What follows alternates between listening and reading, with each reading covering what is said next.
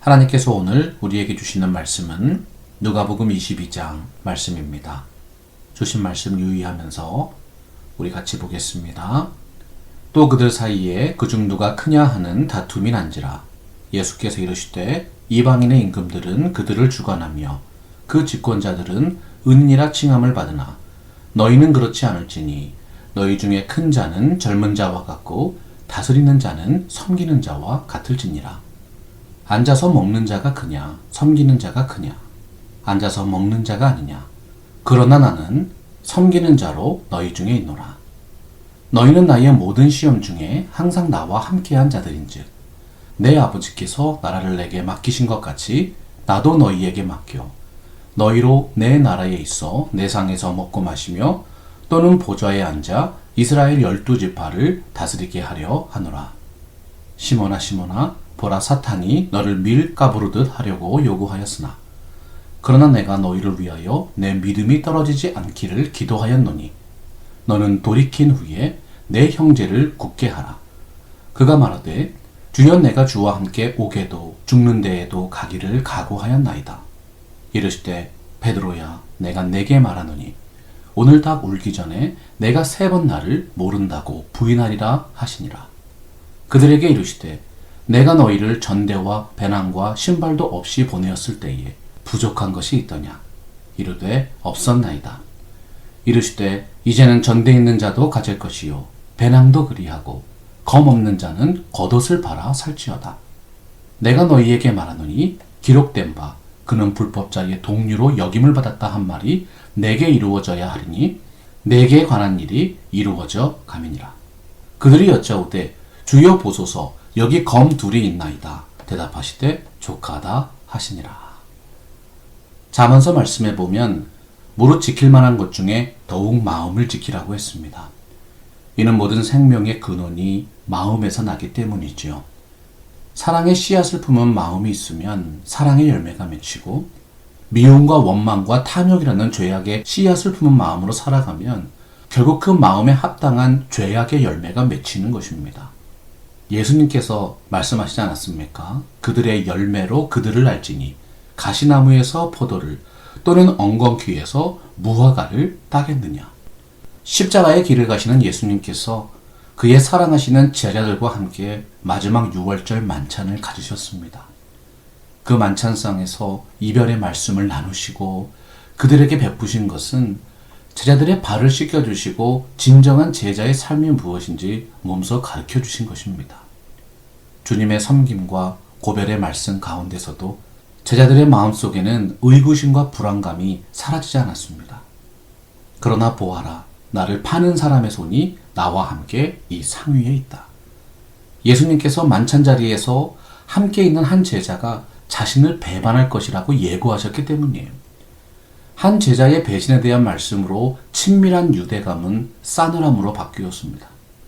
같은 상위에 놓인 배신자의 손, 그는 가룟 유다였습니다.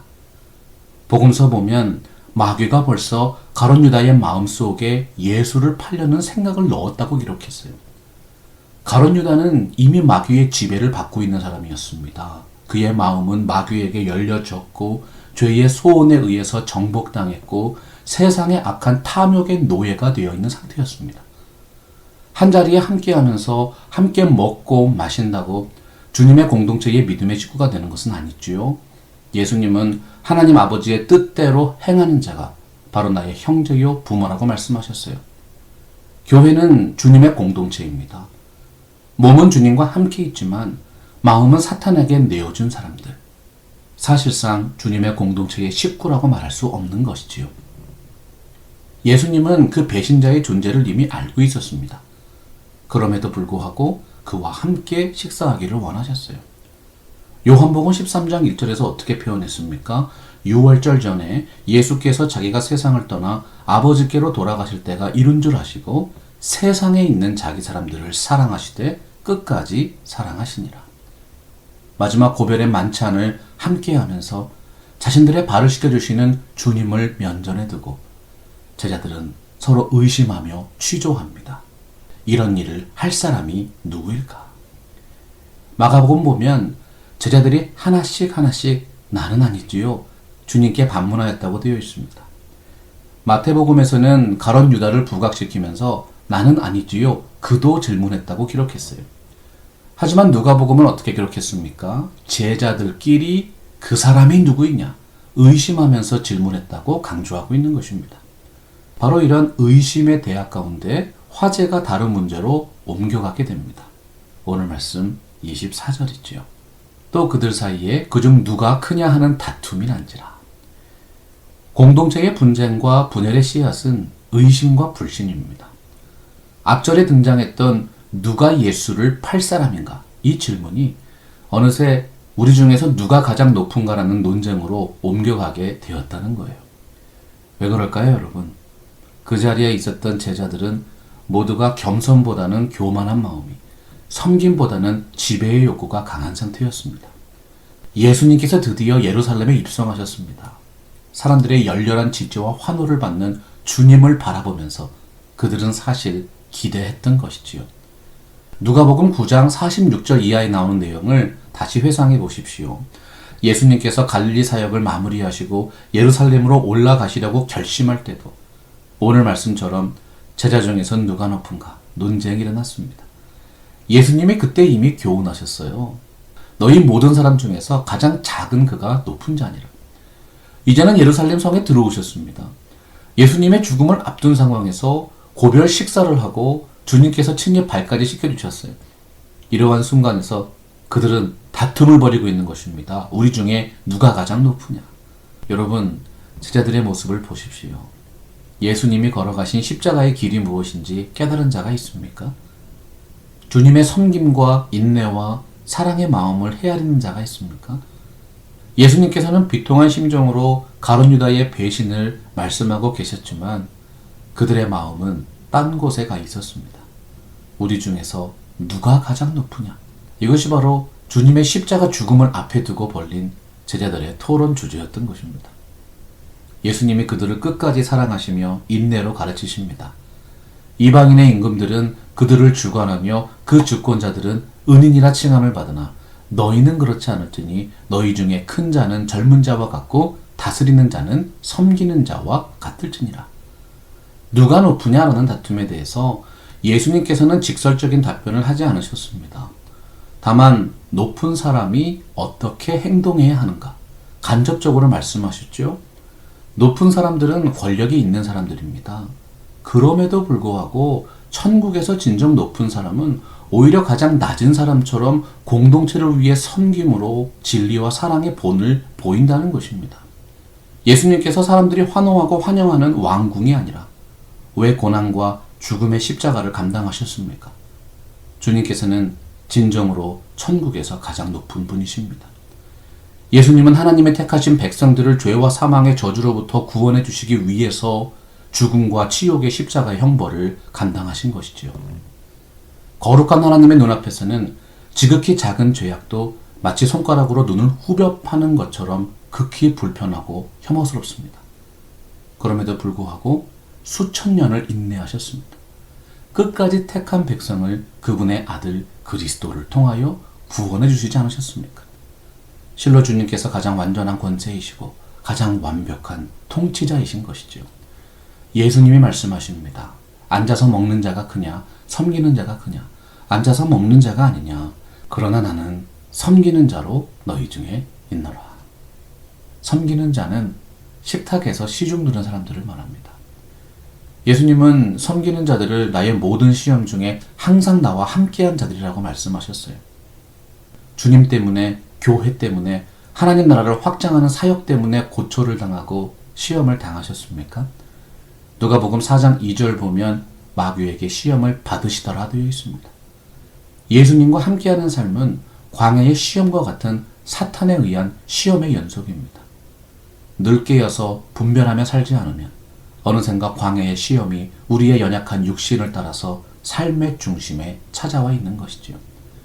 시험을 참는 자가 복이 있다고 했어요. 비록 지금은 때때로 시련과 역경이 있지만 그 모든 광야의 시험을 잘 견디어내면 영원한 하나님의 나라에서 주님과 함께 식탁에 앉아 먹고 마시며 친밀하게 교제하게 됩니다. 주님과 함께 보좌에 앉아서 12지파를 심판하는 것이지요. 내 아버지께서 나라를 내게 맡기신 것 같이 나도 너희에게 맡겨 너희로 내 나라에 있어 내 상에서 먹고 마시며 또는 보좌에 앉아 이스라엘 12지파를 다스리게 하려 하노라. 이 땅에 있을 때에 주님과 함께 하나님의 나라를 위하여 섬긴 자는 영원히 주님의 통치에 함께 참여하게 된다는 사실을 상기시켜 주신 것입니다. 성경이 말씀하는 모든 복의 핵심은 창세기 1, 2장과 요한계시록 21장, 22장에 기록되어 있습니다. 예수님이 약속하시는 종말론적인 축복, 거룩하신 주님과 실제로 대면해서 식탁에서 교제하는 친밀함입니다. 왕적인 다스림의 특권까지 온전하게 이루어지는 것이죠. 29절의 나라가 왕권이라는 뜻이라면 30절의 나라는 내 나라로 번역해야 하는 것이지요. 29절이 통치를 의미한다면 30절은 공간적인 의미가 있습니다. 하나님의 나라는 영적인 통치일 뿐만 아니라 공간적으로도 실제하는 나라입니다. 바로 그날에 이 놀라운 복이 온전하게 실현되는 것입니다. 시몬아 시몬아 보라 사탄이 너희를 밀가부르듯 하려고 요구하였으나 그러나 내가 너를 위하여 내 믿음이 떨어지지 않기를 기도하였노니 너는 돌이킨 후에 내 형제를 굳게 하라. 예수님께서 제자들에게 그날에 임할 영원한 복과 보상을 약속하신 다음에 이 땅에 또한 실제하는 사탄의 시험에 대해서 구체적으로 말씀하십니다. 밀을 까부르는 것, 알곡과 가라지를 걸러내기 위해서 고운 채로 흔들면서 걸러내는 것을 뜻하지요. 믿음의 길은 좁은 길입니다. 고운 가루처럼 우리의 마음과 삶이 부드럽고 세밀하여질 때 그 구원의 틀을 통과할 수 있습니다. 사탄이 제자들을 바로 이렇게 공격한다는 거예요. 마음이 부풀어 올라서 세상 유혹과 욕심에 이끌릴 때 이리 흔들리고 저리 흔들립니다. 주님을 향한 믿음과 소망과 사랑으로 깨어있지 않으면 깜빡 실수하는 것이죠. 예수님께서 제자들 중에서 베드로 한 사람을 특정해서 말씀하셨어요. 시몬아 시몬아 2번이나 그 이름을 부르셨습니다. 사탄은 예수님을 광야에서 유혹했었고 가룟 유다에게 접근해서 그의 마음을 점령했습니다. 이제는 주님의 수제자인 베드로를 넘어뜨리려고 한다는 사실을 미리 알려주신 거예요. 그러나 내가 너를 위하여 내 믿음이 떨어지지 않기를 기도하였노라. 너는 내가 돌이킨 후에 내 형제를 굳게 하라. 사탄의 공격을 앞두고 예수님이 베드로를 위해서 기도하십니다. 떨어진다는 말은 상거래에서 주로 사용하던 단어예요. 소멸한다는 뜻입니다. 마치 통장의 잔고가 점점 줄어서 없어지는 것처럼 그렇게 사라져버린다는 뜻이 떨어진다는 뜻이죠. 사람이 자꾸 시험을 당하면 때때로 그 믿음이 바닥을 드러낼 때가 있습니다. 베드로의 믿음이 사탄의 시험으로 인해서 점점 없어지고 마침내 소멸되지 않도록 기도했다는 의미입니다. 사실상 그의 믿음이 그렇게 처참한 지경에 처할 위기 상황이라는 것입니다. 하지만 베드로에게 분명히 약속하셨어요. 내가 돌이킨 후에 내 형제를 굳게 하라. 베드로를 향해서 이런 명령이 주어진 것을 보면 베드로가 당할 시험이 제한적이며 충분히 넘어설 수 있다는 사실을 전제로 하고 있습니다.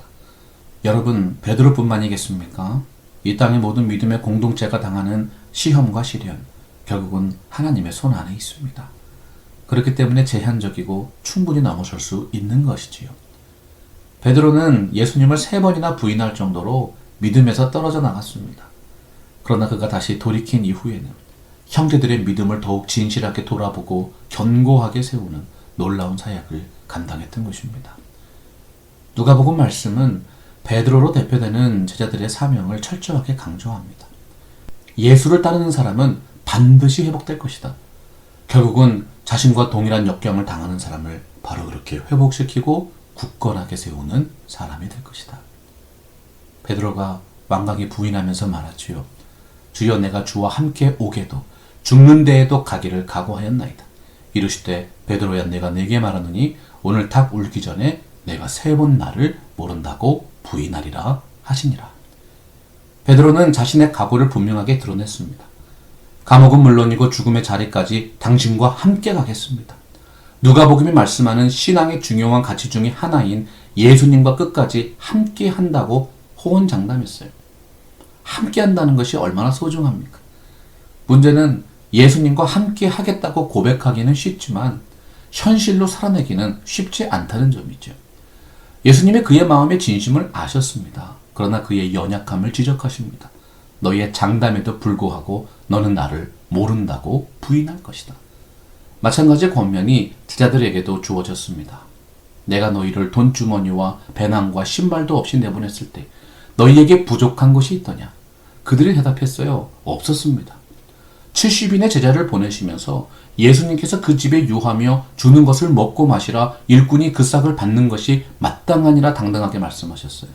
제자들은 전도 여행에서 기뻐하며 돌아와서 주님의 이름이면 귀신들도 우리에게 항복했습니다.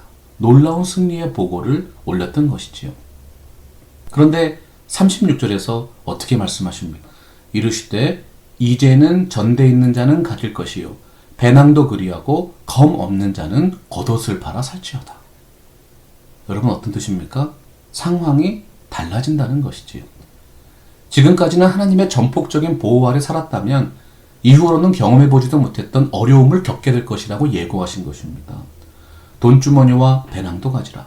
고난의 시대를 대비하는 뜻입니다. 당시 필수품이었던 겉옷을 팔아서 칼을 사라는 말씀, 쉽게 이해되지 않는 구절이지요. 예수님께서는 칼의 사용을 반대하셨습니다. 폭력이나 전쟁에 대비하기 위해서 실제로 칼을 사라는 뜻이 아니지요. 이것은 은유적인 표현입니다. 사람들이 자신을 보호하는 기구를 가지고 여행을 하듯이 앞으로의 사역을 위해서 일사각오의 신앙으로 마음의 준비를 해야 한다는 뜻인 것입니다. 겉옷을 팔아서 칼을 사야 할 만큼 위기의 시대를 살게 될 것이다. 주님께서 말씀하신 것. 내가 너희에게 말하노니 기록된 바 그는 불법자의 동류로 역임을 받았다 한 말이 내게 이루어져야 하리니 내게 관한 일이 이루어져 가면이라. 이사야서 53장 12절 말씀을 인용한 것입니다. 여러분이 잘 알고 계신 것처럼 이사야서 53장은 고난받는 메시아에 대한 말씀입니다. 예수님께서 그간 무도한 범죄자처럼 취급당하시고 폭력적인 죽음을 맞게 되신다. 하지만 여러분, 그 모든 시련과 고난과 죽음은 나에 관한 일이 이루어지는 하나님의 심판과 구원의 역사라고 말씀하셨어요. 내게 관한 일이 이루어져 가면이라. 나에 관한 일이 끝나가고 있다. 주님께서 십자가 위에서 선언하셨지요. 다 이루었다. 예수님에 관한 성경의 예언이 이루어짐으로 끝나가고 있다고 강조하셨어요. 그 말씀을 제대로 이해하지 못한 제자들이 말합니다. 그들이 여짜오되 주여 보소서 여기 검 둘이 있나이다. 대답하시되 족하다 하시니라. 예수님이 족하다고 말씀하셨어요. 예수님께서는 자신의 죽음과 관련된 말씀을 하고 있는데 제자들은 그 이전에 하신 말을 기억하고 주님 여기 칼 두 자루가 있습니다. 동문서답을 한 것입니다. 겉옷을 팔아서라도 칼을 사야 할 정도로 어려운 시기를 예상하고 각오하라고 말씀하셨는데 예수님께서 고난의 십자가를 감당해야 하심을 말씀하신 것인데 그들은 여전히 주님의 가르침과 교훈을 제대로 깨닫지 못했던 것이지요. 제자들은 정말로 칼을 준비해야 한다는 말씀으로 오해했습니다. 주님 걱정하지 마세요. 여기 칼 두 자루가 있습니다. 여러분 얼마나 한심하고 모자란 인생들입니까? 예수님이 더 이상 대화를 나누지 못하시고 끝내십니다. 족하다. 족하다라는 말씀, 제자들을 향한 꾸지람입니다. 결국 제자들과의 대화는 여기서 단절되고 주님은 오직 한 분 하나님께 기도하시기 위해서 감람산으로 나아가십니다. 주님과의 고별 식사, 마지막 만찬에서 함께라는 단어가 그렇게 많이 등장했습니다. 그런데 실제로 제자들은 예수님과 함께 했습니까? 다음 장면에서는 제자들이 예수님과 진실로 함께 할 수 있을까요? 우리들도 그렇게 여러 번 성찬에 참여하고 예배에 참여하고 기도에 참여하면서도 정작 주님의 마음을 헤아리지 못하는 것은 아닌지 돌아보아야 할 때입니다. 그러나 내가 너를 위하여 내 믿음이 떨어지지 않기를 기도하였노니 너는 돌이킨 후에 내 형제를 굳게 하라. 우리들의 마음속에 새겨야 하는 중요한 말씀입니다. 말씀 앞에서 경외함으로 주께 홀로 서